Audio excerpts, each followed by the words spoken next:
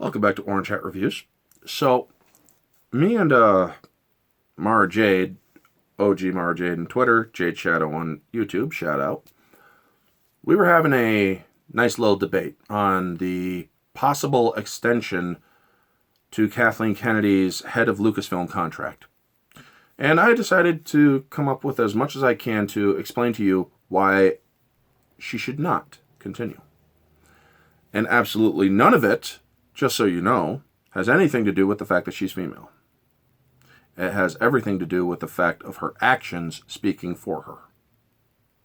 So let's get into this, shall we? First, during 2012 interview with George Lucas and her, George Lucas stated that there is so much original content to draw off of with all the books, games, movies, comics, for them to continue the story moving forward. And in that same interview, she also said that she will do her best to protect and honor the legacy of the characters he created. In the Disney trilogy, we see that Luke Skywalker, the hero that is the epitome of hope and unification, is nothing more than a pessimistic prick sucking off green titty milk and cutting himself off of everybody that he loves because of his own failure to his nephew. We have seen several comics and novel transcripts where him and other original trilogy characters were madly disrespected.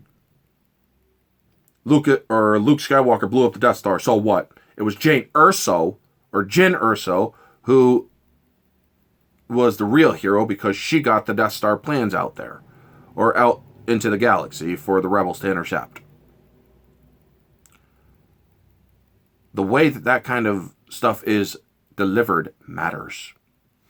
Han Solo selling off Luke's Episode 4 medal for drinking money, to get drunk because he's a deadbeat dad. Is that respecting George Lucas's characters? Crossing or having a picture of Luke Skywalker crossed out in Lucasfilm's offices. Is that respecting his character? Admitting that Luke Skywalker is problematic because of the direction that you guys want to take it, and that they need to kill his character off. Is that respecting his character? All of this is verified, folks, if you know, and easy to find if you know how to look for it. Consecutive financial decrease in each installment of the Disney trilogy. Episode 7, Episode 8, Episode 9, which is completely off the screen because it made so little money. It had to have an extended release just to make over $1 billion in the box office. It lost to a movie that everyone did their damnedest to try to cancel. And believe me, when you are the head of a company, competition with other companies matters. Your performance in competition with other companies matters. Joker made more money than Episode 9, even with an extended release.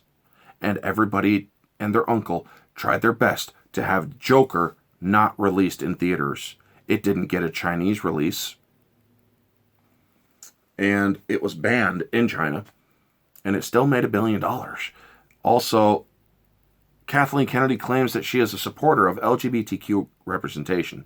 I'm a part of the LGBTQ community, folks, believe it or not. I am part of the plus. And her putting in a lesbian kiss into Episode 9, well, saying you care about that and all, and then in the Middle East and in China, you take that scene out.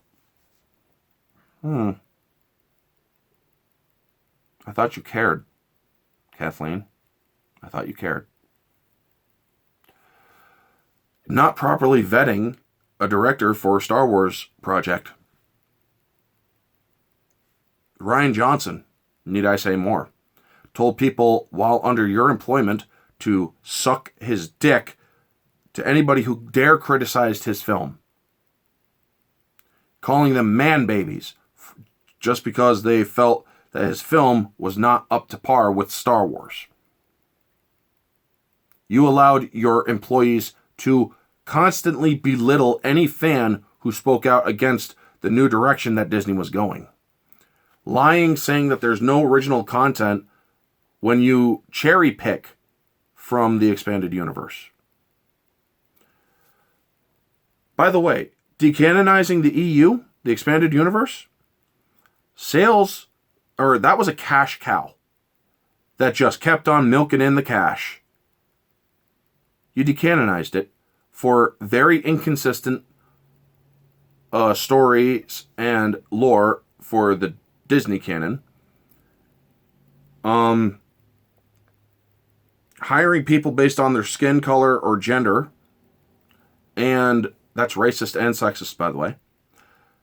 And also, you have the fact that your Disney canon just sucks, and the EU canon was more consistent and brought in more money. People loved it. People were enjoying it. Then you decanonized it and cherry-picked from it. You made a decision to sacrifice high sales for lower sales. What kind of company head makes that decision? Your direct involvement in the Solo project caused that movie to lose money. A Star Wars movie losing money in the box office had never happened before. Ever. Solo lost money. And it was because she decided to intervene, fire a bunch of writers and directors, and put in people that agreed with her vision. Laced with identity politics and stuff that about Lando Calrissian that even Billy D. Williams came out and said was nonsense and stupid. And shouldn't matter in Star Wars. Folks, even the original trilogy cast threw shade at Kathleen Kennedy's Lucasfilm because of what they did to Star Wars. Her decisions as head affects everything below her, and everyone below her were hired by her, and all the insults that they've thrown at fans directly reflects upon her actions as the head of a company. And you want to extend her contract? Wow. That's my argument, folks. Y'all know the drill. Like, comment, subscribe, share, all that jazz. Let me know your thoughts down in the comment section below. Do you think that she deserves an extension? Or do you think that they should finally just let her go and bring in somebody who is more competent to handle Lucasfilm? Let me know all your thoughts down in the comment section below, folks. This has been Orange Hat Reviews. Stay humble.